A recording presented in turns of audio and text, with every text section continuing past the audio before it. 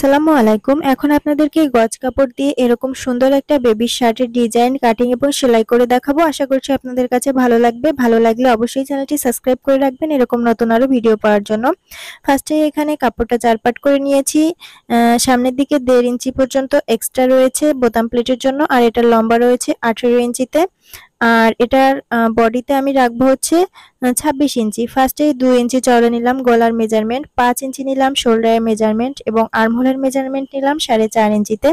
আর্মহোলটা round করে drawing করে নিলাম। আর এখান থেকে বডির মেজারমেন্টটা নিয়ে নিচ্ছি, দেখুন ৬.৫ ইঞ্চিতে, বলেছিলাম ২৬ ইঞ্চি হবে। সাইডে যতটুকু কাপড় রয়েছে ওইটুকু সেলাইয়ের জন্য রেখে দিচ্ছি। পেছনের গলার লম্বা নিলাম ১ ইঞ্চিতে, গোল গলা ড্রয়িং করে নিলাম। আর সামনের গলার লম্বাটা আমি নিয়ে নিচ্ছি ৪ ইঞ্চিতে, সামনের গলাটাও আমি গোল দিব, গোল গলা ড্রয়িং করে নিলাম। ২ থেকে ৩ বছর বয়সী বাচ্চার জন্য এটা পারফেক্ট হবে। নিচের দিক দিয়ে ১ ইঞ্চি মেজারমেন্ট নিয়ে এভাবে রাউন্ড করে দিলাম, আর সাইড দিয়ে ১ ইঞ্চি নিয়ে বডি শেপ ড্রয়িং করে দিলাম। এখন এই ড্রয়িং অনুযায়ী কাপড়টা কাটিং করে নিচ্ছি। আপনারা যদি ২ থেকে ৩ বছর বয়সী বাচ্চার জন্য এই ড্রেসটা তৈরি করতে চান, তো তাহলে কিন্তু আমার এই মেজারমেন্ট অনুযায়ী তৈরি করে নিতে পারবেন। আপনারা ১ গজ পরিমাণ কাপড় নিবেন। ১ গজ পরিমাণ কাপড় আমার এখানে সম্পূর্ণটা লাগেনি, আমি এখানে ফুল হাতা দিয়ে তৈরি করেছি। কিছুটা কাপড় বেঁচে গিয়েছিল, সেটা দিয়েও একটা ডিজাইন তৈরি করব, সেটা আপনাদের সঙ্গে পরবর্তীতে শেয়ার করব।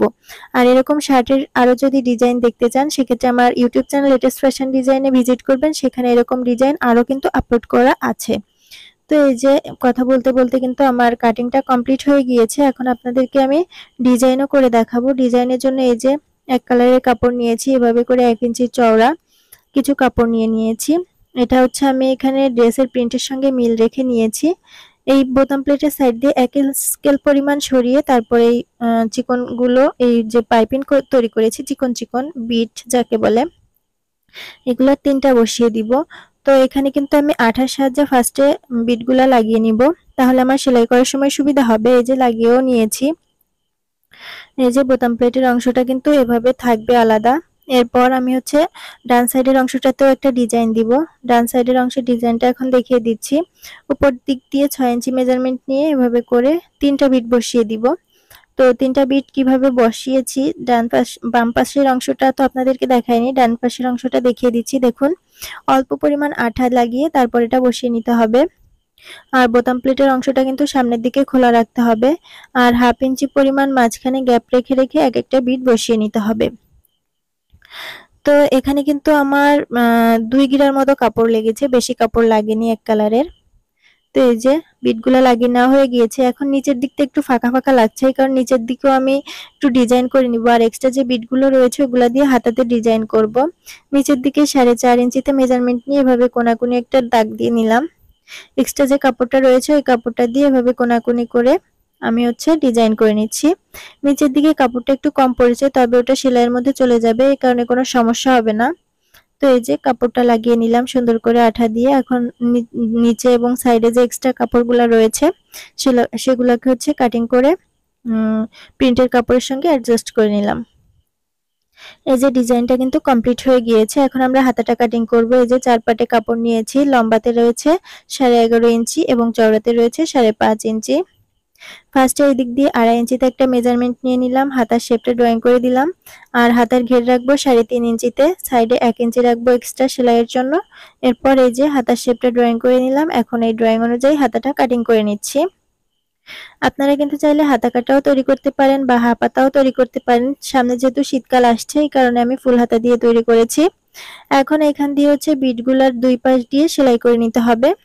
সবগুলা বিটই কিন্তু একইভাবে 2 সাইড দিয়ে সেলাই করে নিতে হবে, আর সেলাই করার পর অবশ্যই একবার আয়রন করে নেবেন, তাহলে ফিনিশিংটা ভালো আসবে। এরকম ডিজাইন আরো দেখতে চাইলে অবশ্যই চ্যানেলটি সাবস্ক্রাইব করে রাখবেন, তাহলে নতুন নতুন আরো অনেক ডিজাইন দেখতে পারবেন আমার চ্যানেলে। তো এরপর নিচের দিকের ডিজাইনটাও আমি সেলাই করে নিলাম। এখন হাতার সামনের অংশটা সেলাই করে নিচ্ছি, কারণ হাতাতেও আমরা এই বিটগুলো ইউজ করব। তো হাতার সামনের অংশে এভাবে 1/2 ইঞ্চি একবার মুড়িয়ে তারপর আবার 1/2 ইঞ্চি মুড়িয়ে সেলাই করে নিচ্ছি। আর কাটিং করার সময় হাতার কাপড়টার যে লম্বা থাকবে তার থেকে আমি 1.5 ইঞ্চি এক্সট্রা রেখেছিলাম। তো এই যে এখন হাতার সামনেও আমি এই বিটগুলা বসিয়ে দিচ্ছি, কিছুটা পরিমাণ পাইপিনের মতো রেখে তারপর বিটটা বসিয়ে নিচ্ছি। এই যে দেখুন, এখান থেকে কিন্তু 2টা করে বিট বসিয়ে নিব হাতাতে। তো আপনারা যদি চান সেক্ষেত্রে একটাও বিট বসিয়ে নিতে পারেন, সেটাও কিন্তু সুন্দর লাগবে। এরকম পাইপিং সামনে দিয়ে একটু বের করে রাখবেন, তাহলে ভালো লাগবে। তো এই যে একটা বিট বসিয়ে নেওয়ার পর মাঝখান দিয়ে 1/2 ইঞ্চির মতো ফাঁকা রেখে তারপর আমি আরো একটা বিট বসিয়ে নিচ্ছি। আর বিটগুলো অবশ্যই 2 সাইড দিয়েই সেলাই করে নিতে হবে। এক সাইড দিয়ে সেলাই করলে কিন্তু হবে না বা মাঝখান দিয়ে করলেও হবে না। আর সেলাই করার পর একটু আয়রন করে নিলে হবে। তো এই যে এখন হচ্ছে বোতাম প্লেটটা রেডি করে নিচ্ছি। ডান সাইডের অংশটা আমি বরাবরই ডান সাইডের অংশ হচ্ছে বোতাম ঘরের জন্য রাখি। তো এই যে ফার্স্টে 1 ইঞ্চির মতো ভাঁজ করে তারপর আবার 1 ইঞ্চির মতো ভাঁজ করে এভাবে সেলাই করে নিতে হবে। আমি এখানে 1.5 ইঞ্চি কাপড় রেখেছিলাম, ওই 1.5 ইঞ্চির মধ্যেই ফার্স্টে অর্ধেক ভাঁজ করেছি, তারপর বাকি অর্ধেক ভাঁজ করে এভাবে সেলাই করে নিয়েছি। এখন হচ্ছে বাম সাইডের অংশটা অল্প একটু ভাঁজ করে তারপর যে 1.5 ইঞ্চি পর্যন্ত কাপড় রেখেছিলাম তার উপর দিয়ে এভাবে রেখে তারপর সেলাইটা করে নিচ্ছি। এই অংশে হচ্ছে আমরা বোতামগুলো সেলাই করে লাগিয়ে নিব। তো এই যে এই অংশটা কিন্তু সেলাই কমপ্লিট হয়ে গিয়েছে। এখন হচ্ছে শোল্ডারটা জয়েন্ট করে দিচ্ছি সামনের পার্টের সঙ্গে পেছন পার্টের, আর ভেতরের দিকে সোজা অংশগুলো রেখে দিতে হবে। আর উপর দিকে দুইটা সাইডেই উল্টা অংশ থাকবে, দুইটা করে সেলাই দিয়েছি। এখন এখানে আড়াভাবে পাইপিং কাটিং করে নিয়েছি। পাইপিংটা গলার উল্টা সাইড দিয়ে বসিয়ে নিচ্ছি। পাইপিং কাটিংটার চওড়া রেখেছি আমি 1 ইঞ্চির মতো। আপনারা যতটুকু চওড়া রাখতে চান গলা ততটুকু রাখবেন। তো এই যে গলার রাউন্ডের অংশগুলো কিন্তু ছোট ছোট করে কাট লাগিয়ে নিয়েছি। তারপর এভাবে করে মুড়িয়ে সোজা সাইড দিয়ে সেলাই করে নিচ্ছি। পাইপিংটা কিন্তু আমি উল্টা সাইড থেকে সেলাই করে সোজা সাইডে নিয়ে এসেছি।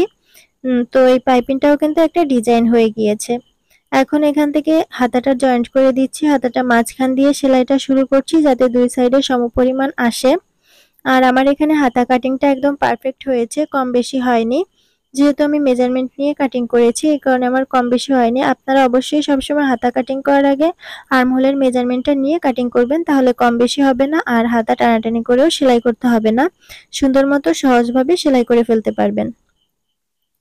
তো এই যে এখান দিয়ে কিন্তু দুইটা করে সেলাই দিয়ে হাতাটা জয়েন্ট করে নিতে হবে। আমিও দুইটা করে সেলাই দিয়ে হাতাটা জয়েন্ট করে নিয়েছি। হাতাটা সেলাই করা হয়ে গেলে সাইড থেকে ফিটিং সেলাইটা দিয়ে নিব।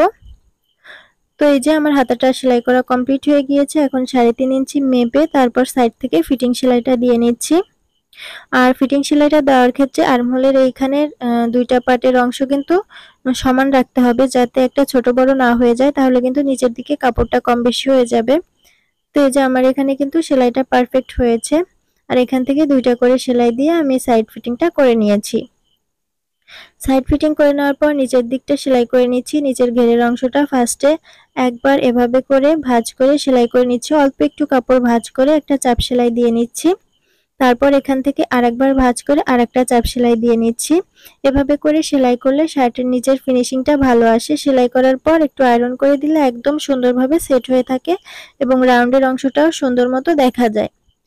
তো সেলাই করার পর এখন হচ্ছে আমি বোতাম ঘরটাও সেলাই করে নিচ্ছি। তো বোতাম ঘরটা আমি সেলাই মেশিনে সেলাই করছি, আপনারা হাতে সেলাই করে নেবেন যদি এরকম সেলাই মেশিন না থাকে। আর চাইলে টিপ বোতামও লাগিয়ে ফেলতে পারেন, কোনো সমস্যা নেই। শার্টে কিন্তু টিপ বোতামও দেওয়া যায় বাচ্চাদের শার্টে। তো এই যে আমার বোতাম ঘর সেলাই করা হয়ে গিয়েছে আর আমি এখানে কিন্তু বোতামও লাগিয়ে আপনাদেরকে দেখিয়ে দিয়েছি। এই যে ড্রেসটা কেমন হয়েছে কমেন্টস করে জানাবেন। ভালো লাগলে চ্যানেলটি সাবস্ক্রাইব করে রাখবেন এরকম নতুন নতুন আরো ভিডিও পাওয়ার জন্য। আজকে এখান থেকে বিদায় নিচ্ছি। সবাই ভালো থাকবেন, সুস্থ থাকবেন। আল্লাহ হাফেজ।